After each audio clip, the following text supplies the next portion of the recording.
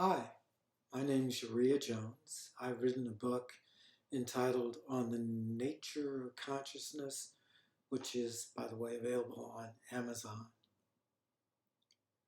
This is my first installment. I intend to do a series of installments to discuss with you some ideas that I lay out in my book on the nature of consciousness.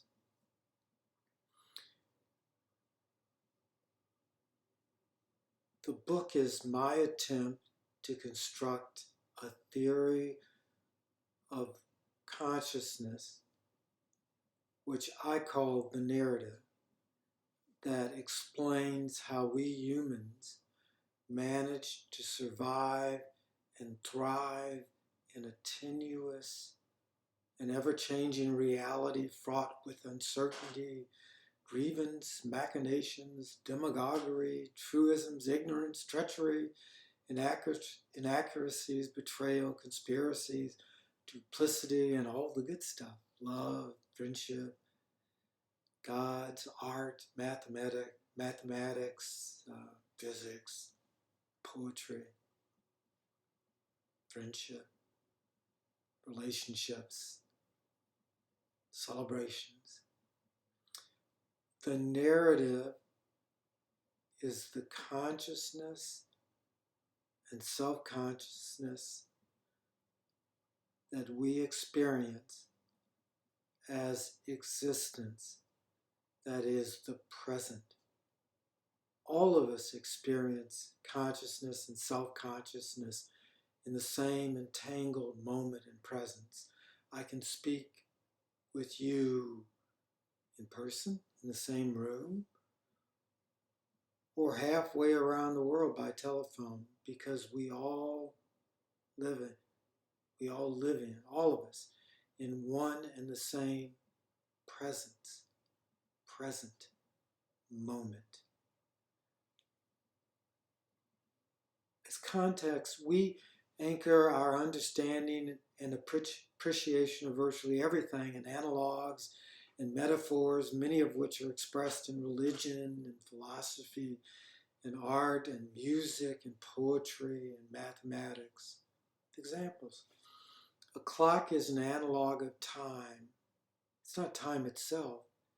It's a reference that we all use so that we can meet up or exist or talk at the same time, because we all know what time it is.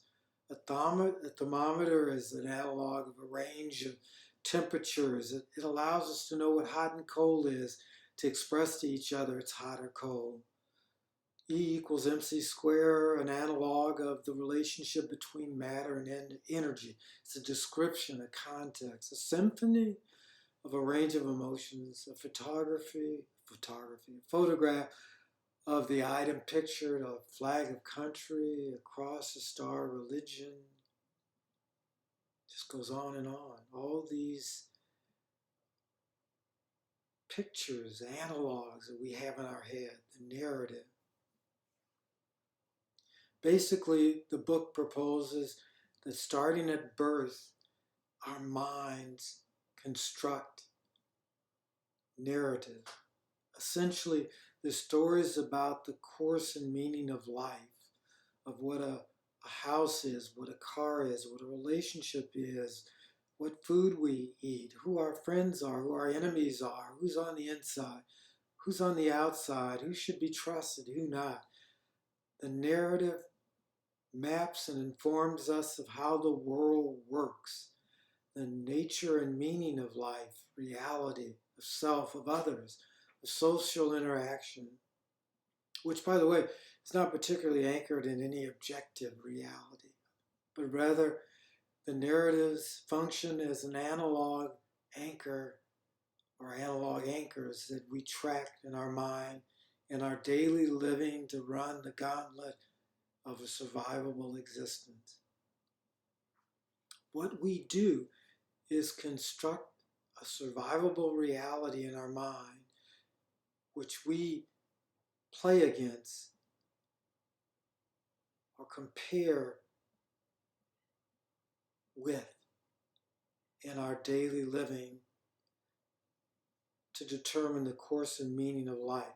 The narrative is the stage of existence on which we act out our life cycle. Give me a moment.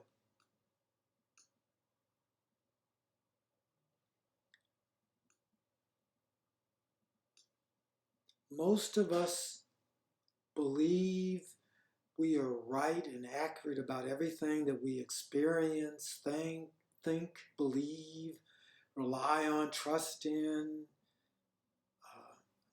How could you walk down the street if you didn't believe it was out there, immutable, unchanging? It's what reality is. I think one of the most shocking things that I experienced in life was what I believe was the realization that we don't really see a landscape when we look out there. It's not out there. What it really is a construct, a hologram in our head about what's out there. It's a picture of the world that we've got dancing in our skull.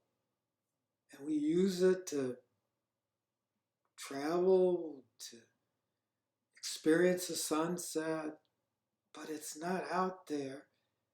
It's inside our heads.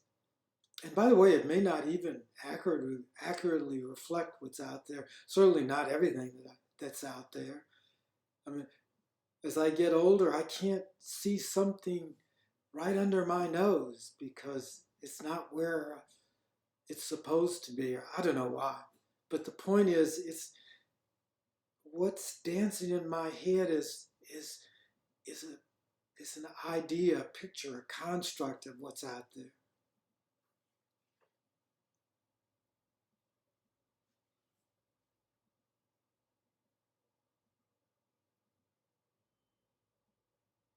If we didn't basically believe that what we see is immutable, what we think is right and accurate and justifiable, it would be impossible to live from day to day. Everything would be shifting. You couldn't trust anything.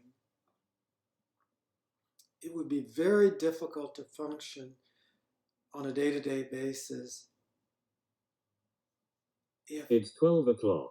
The reality we see at 12 o'clock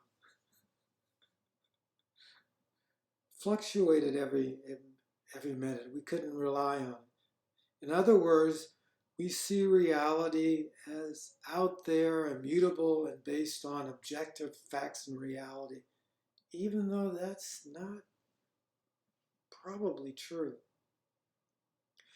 So I guess what I'm asking you to do is take a very, very scary journey to question everything. Not just to be a questioner, but to see if you can't figure out what's really going on. And again, this is hard because life would be very unstable if we didn't believe that we were pretty much objectively right about everything. Let me take a minute to make you aware that you're dealing with narratives all the time. Let me introduce you to some of the narratives you give no thought to.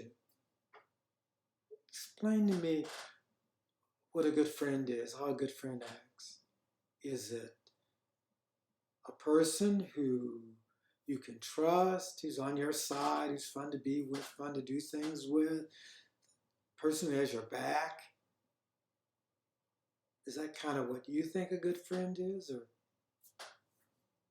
is your thought different? Your narrative. Religion.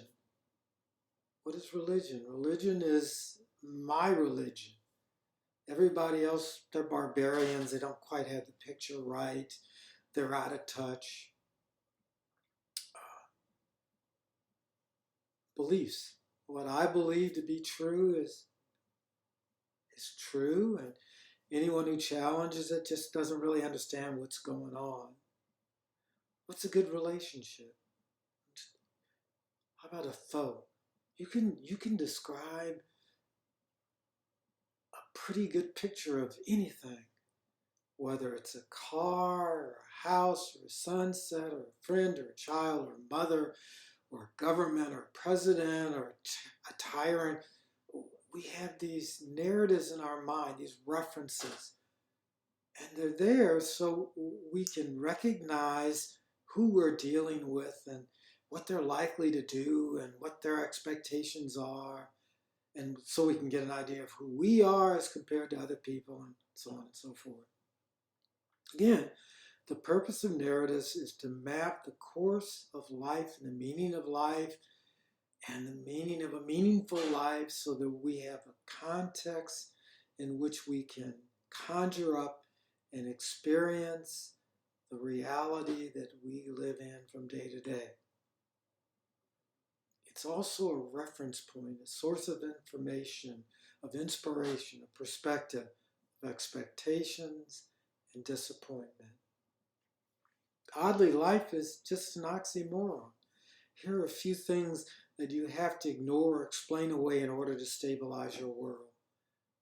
Why you didn't get what you wanted. Why things didn't work out the way they're supposed to. How that other person could do this to you.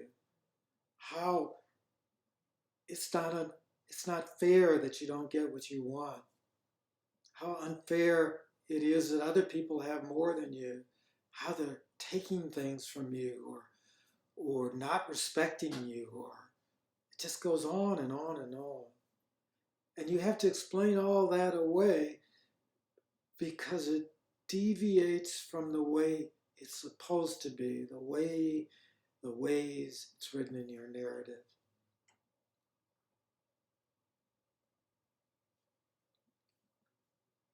Then there's the elephant in the room, the inner voices that so many of us hear all the time. The elephant in the room. What it really is the spirit guide, the voices that are tracking how your life is going versus the way it's written on the narrative, the way it's supposed to be. Those voices are the keepers of the fidelity to the narrative. Those voices keep you on track, keep you in line. Why is all this important? Unless you understand how your mind, or until you understand how your mind constructs reality,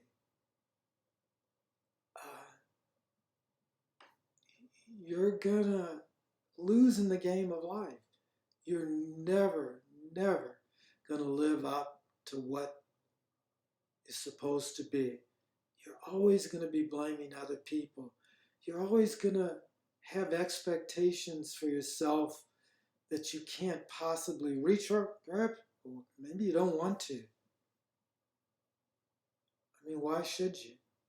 So essentially, what is a map and a guide becomes the governor of your life, your controller. You've got to understand how our minds construct reality and the self and self-consciousness and everything that we experience before you can be happy with your life and where you are.